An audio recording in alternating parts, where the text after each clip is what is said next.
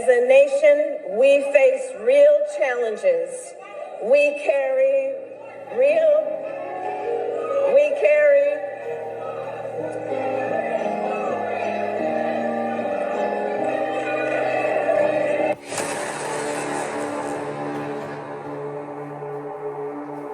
Vice President Kamala Harris, she is losing her mind because once again, she is getting booed and heckled, but not just at the campaign rallies. Now it's at church. Yes, she went to a black church today because, again, she's still trying to pander to the black community. She only started to do this towards the end when the polling came out and showed that black people are not buying what she's selling. Anyways, she was getting heckled, and we're going to show you that clip, which is fascinating. And there are 2 interviews coming out from Kamala Harris. They haven't released the full interviews yet, but there are a couple of clips I want to address. So why don't we just start with why you clicked on this video. Here is Kamala Harris getting interrupted again during her speech. Watch. I do believe Paul's message holds great urgency. As a nation, we face real challenges. We carry.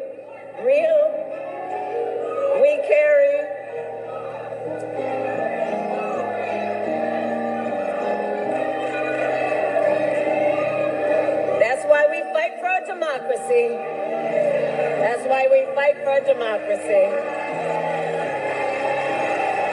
Every voice is important. Clearly, Kamala Harris is a walking contradiction to Christian faith, okay? That's the funny thing about this. It's only in the black community that we would tolerate this, okay? So I definitely want to say that out loud, all right? Now, if you thought that was crazy, wait till you see the most cringiest thing that you could ever see Kamala Harris do in a black church. Watch this. Because, church, I know we were born for a time such as this. And I have faith He is going to carry us forward, and the road ahead won't be easy. It will require perseverance and hard work. But in times of uncertainty, Scripture reminds us, weeping may endure for a night, but joy cometh in the morning. The path may seem hard, the work may seem heavy, but joy cometh in the morning. And church, morning is on its way. God bless you. God bless America. Yikes. So I say this all the time. I just don't like it when people like Kamala Harris act like they are true churchgoers, okay? And all of a sudden, they have a Christian faith. Rolling up into church knowing you support 0 restrictions on abortion. And I'm about to get to that, by the way. And now you want to switch up your accent so you can pander to people in the audience. This is not who you are. You're not a pastor. That's the thing. I don't understand why black people are tolerating this. This is crazy. It's not for me to put Kamala Harris down, okay? Because she's a human being just like all of us. We all have flaws. I got that. What I'm saying is, can you stop being fake? Just be who you are. You're from San Francisco, okay? You ran on being an American Indian senator, not a black woman. That's facts. That's what the headlines say. That's what the titles say. That's in your own words you said. Getting back to the total contradiction that she is. We know she supports 0 restrictions on abortion. And yes, in this upcoming interview, she basically admits that. Watch this. You do support restrictions after viability. I support Roe versus Wade being put back into law by Congress and to restore the fundamental right of women to make decisions about their own body. It is that basic. But there are restrictions. With Roe versus Wade, there were restrictions after viability. We would not be debating this if Donald Trump had not hand-selected 3 members of the United States Supreme Court with the intention they would undo the protections of Roe v. Wade. And what we have seen, as demonstrated last night and every day these last 2 years. Again, I always come back to this conclusion. Like, I know people in her campaign are telling her, don't answer the question that way. I have to believe they are, because these are smart people. I just don't think she listens to them, or she just can't when the lights turn on. Because to answer that question in the way that she did pretty much says, yeah, I don't care about any restrictions. and it's Trump's fault. That's not going to work, okay? And then the black community, a black church, allows someone like her to roll up and give a speech?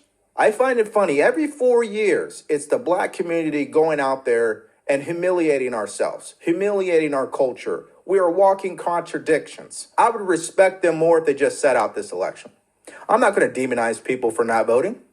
If you believe in your religious faith that it doesn't make sense, then don't vote. That's fine. But to really cast a vote for someone who has zero restrictions on abortion, knowing that when it comes to viability, that is murder, that's just, it's insanity, people. And that's just on the issue of abortion. We're still not talking about the mutilation of children. We're still not talking about putting illegal immigrants before me and you. All right, so here's Kamala Harris, pretty much copying Trump again. She's now in a black Philly barbershop. Watch. How's everybody doing? Well, good. Vice President, we thank you so much for coming and being with us to have this conversation inside the barbershop. Indeed, that's where all the truth gets spoken. That's where the news gets shared. And you know, like this, we kind of breaking the code. We got you in the barbershop. You know, it's a little private, but we. Not my first time. Okay, I'm just saying we got you in here today. Again, I just don't think that she is equipped to be the next president of the United States, not because she's a woman. It's just because she doesn't have the it, right? You may hate Trump, but you know who he is. You know when he walks into a barbershop, he's not going to switch up his accent. He's not going to go to a church and start trying to talk black, right? I mean, he's going to be who he is no matter where he goes. That right there, whether you love him or hate him, American people respect that level of authenticity. And that, I say, is the biggest weakness of Kamala Harris. Now, another weakness of Kamala Harris is on foreign policy. She has no idea what she's talking about as it pertains to foreign policy, especially when you hear the way she answers questions about it. Again, here's her answering a question about Iran's escalating threat in the region. Israel launched an attack on Iran that has raised fears of a widening conflict in the Middle East. What is your message to Iran? Well, first of all, do not respond. It would be a mistake. And we are prepared to defend Israel as we have before. We will again. But the critical point is that there must be a de-escalation in the region. And we are working through diplomatic channels and other channels to ensure that there is a de-escalation in the region. Is there any indication based on the intelligence that you've seen that Iran wants to respond? I can't speak to that, but we've been very clear as the United States that they should not respond and that it would be a mistake. What are the consequences if they do? I'll keep you posted. You can watch more of Nora's interview with Vice President Harris tomorrow on CBS Mornings and on the CBS Evening News. The sitting vice president cannot speak to that. Now, if you ask Joe Biden that same question, I guarantee you he would give you an answer. Now, he may be rambling and he may be all over the place. He may forget what he said, but he's going to answer the question, okay? She absolutely just dismisses it outright. Oh, yeah, I can't answer that. Oh, you know why she doesn't want to answer the question? It's because she's a part of the administration that has failed to do any type of retaliation when Iran continued to attack either our own allies or our own soldiers. We know that Iran has become increasingly more wealthy and has become more flagrant because of how weak the current administration is. So, of course, she can't answer this question. Now, she has surrogates that are continuing to make excuses for her behavior, her poor performance as it pertains to these interviews. And as soon as that CBS interview drops in full, I will create another video about it. Anyways, I digress. And before I forget, if you're getting value from this video, please like, share, and subscribe to our channel so we get this out to more people like you and me. If you want to support us further, go to the link in the description below. Grab yourself some merch, or you could buy us a cup of coffee. Now, Mark Cuban, who's fallen from grace, he's absolutely unhinged. He keeps going after Elon Musk and Trump. But here's his excuse on why Kamala Harris is terrible at interviews. So I've heard you say a couple times that she's not a good salesperson. Right. Isn't that important, not just in a campaign, but in being president? Well, there's different types of salespeople, right? There are salespeople with lousy products that have to oversell. That's Donald Trump. Then there's other salespeople who may not be as boisterous and relentless, but know that they have a great product, so they don't have to be boisterous and relentless. That's Kamala Harris. Okay, so let me get this straight. Democrats have controlled the country 12 out of the last 16 years. You're claiming that she has a better product than the Republicans? Stop it, okay? This is the fundamental difference between the Democratic Party and the Republican Party. The Democratic Party historically has been the better party at selling their shitty product, okay? The Republican Party, on the other hand, they have a far superior product. They've just been very shitty at selling it. So I'm not buying that whatsoever. I mean, Mark Cuban, come on, guy. Come on. She is not a salesman. She'll never be a salesman. No one buys anything that she's selling. They don't even buy what you're selling because you're a walking contradiction too. Okay, I think I'm done ripping Kamala Harris and her campaign, and let's get into some numbers, right? There's really two things I want us to take a look at. Mark Halperin, okay, who's the owner of the Two-Way app. He's a phenomenal commentator now at this point, and he provides great insight on the state of the race. Let's hear what he has to say. There's signs that things are getting very tense on both sides. It's asymmetrical, and you hear me talk about it all the time, the asymmetries. Republicans think they're going to win on social media, at Mar-a-Lago, members of Congress. That produces a different set of dynamics. I'll say again, the race is close. It shifted towards Trump, but abortion rights, women voters, superior financing and ground game, and Trump fatigue, no one should say the race is over. No one. But you can't ignore what we're seeing in the data. You can't ignore what we're seeing in the body language. And we've talked about all the various manifestations, and down ballot for Democrats is becoming an increasing issue. How Democrats want to close this contest, who are running separate from Kamala Harris, is becoming an increasing problem for Democrats. That is a very fair assessment because at the end of the day, none of us truly know without a doubt who's going to win, all right? But we do know right now, the polling, the numbers have all shifted towards Trump. That's number one. Number two, Trump clearly has the momentum. He is dominating social media. He's still dominating the media. I mean, the Beyonce rally is almost an afterthought at this point. He's in Madison Square Garden, sold out, by the way. So, and that Madison Square Garden rally, it's like an RNC part 2. This is really what's happening. So he knows what he's doing, to say the least. And I think he's going to make sure that he has the last word and the attention of the country heading into Election Day. And when you're hearing that down ballot, meaning senators and House of Representatives who are incumbents, not actually showing their support for Kamala Harris in their campaign ads, but showing their support for Trump in their campaign ads. I know it sounds crazy.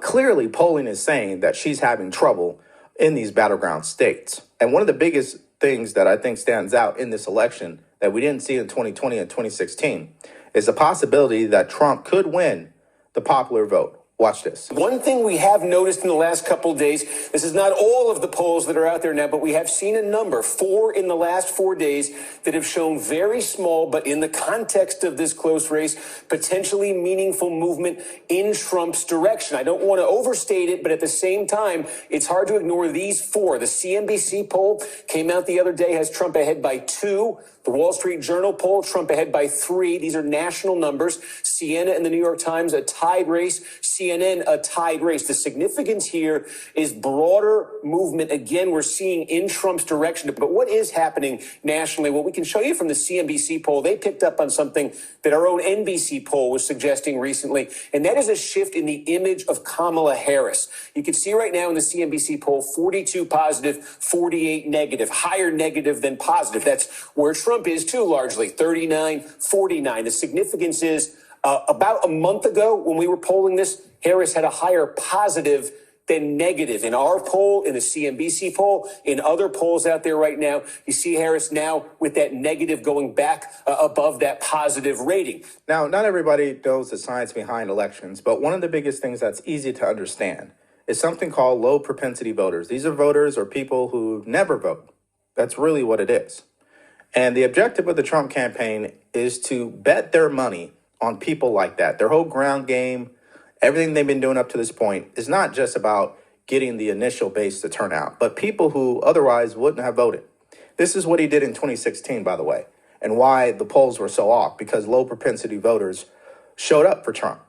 And so the big if, like Steve Kornacki said, is will they do it again? Obviously, this election can be very complicated if you think about everything that's happened up to this point just in 2024. It's also simple, on the other hand, which is this. Immigration is a problem to most Americans. Kamala Harris loses on that. Inflation, the economy, cost of living, that's been a problem to most Americans. 70% of America thinks we're going in the wrong direction. So she loses on that too.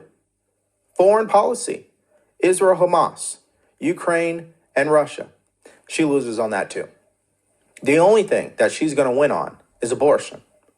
So it's very simple what's going to happen. Either Kamala Harris is going to have women from every single corner of this country come out and vote for her nonstop, and she blows Donald Trump out of the water. And currently, right now, early voting does not show that. That women that have been early voting, it's a little bit less than it was in 2020. So we haven't seen any indication that that is the case.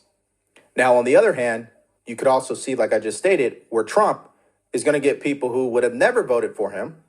But since the 2 assassination attempts, they've changed their mind. All this lawfare, it's changed their mind. Then, including the people who are already going to vote for him. And then you got the people who are just fed up with the nonsense from the Democratic Party. The wokeness, the attack on our children, the open borders, right? The censorship, all of these things. There's a lot of people that don't like Trump, but they definitely do not like what the Democratic Party has done and what they've become. They also are going to show up and vote either for Trump or a third party, and that's not going to be good for Kamala Harris. So that is my opinion. What do you guys think about Kamala Harris showing up to a black church, pandering to black people again, switching up her accent? I want to know what your thoughts are about that. What about this upcoming CBS interview? I showed you a couple clips from that. Clearly, she has no answers for foreign policy. And don't let me forget, that whole heckling at the church. I mean, I get the campaign rally. Now she's getting heckled at church. I mean, what's going on here? Now, I've been telling you guys that Kamala Harris is a weak candidate. And the best way I can illustrate that in another way is by having you watch my video on J.D. Vance and how he just manhandled CNN Jake Tapper, okay? And the reason why I'm drawing this contrast, because you're going to see in that interview what you would want in your presidential candidate, but he's the vice president nominee. And he performs better in interviews than Kamala Harris. If you want to check out that video, you can click on it because it's coming up right now.